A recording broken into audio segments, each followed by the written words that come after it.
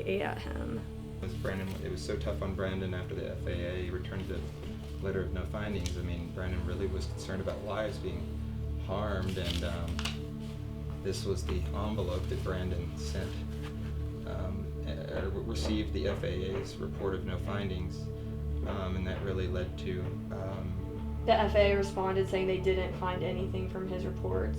Well, they inspected 3 parts at the perma-swage plant, on the plant floor, and they provided advance notice, is what we are learning, and most FAA inspections do give them advance notice. However, it's really superfluous in nature that they inspect the parts on the factory floor.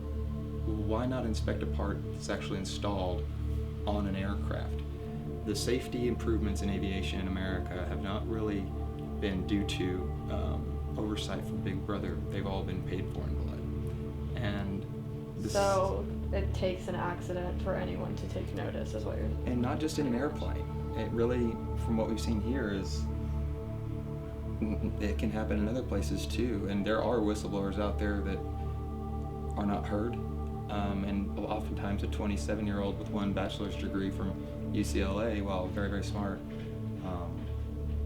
isn't heard by the big bucks in DC that seem to drown out anybody's voice that might want to do good. And from what it seems like, the spiritual nature that Brandon had, and somebody who's really cared about people, he was very concerned about the faulty parts that he alleged to be being produced at perma-swage, leading to accidents that could cause fatalities. And now we've seen 2 accidents that's led to over 300 deaths of crew and passengers in foreign countries, and that's where Brandon was spending his time at night.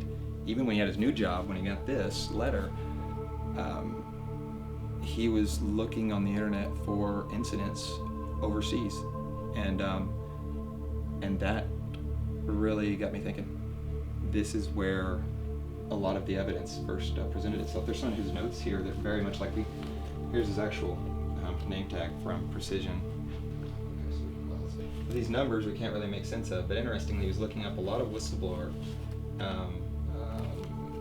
statutes, like, and then Securities and Exchange Commission, False Claims Act, similar liability, FAA, just reporting, OSHA, personal rights. Then some names here of attorneys at big firms like Paul Zanelli,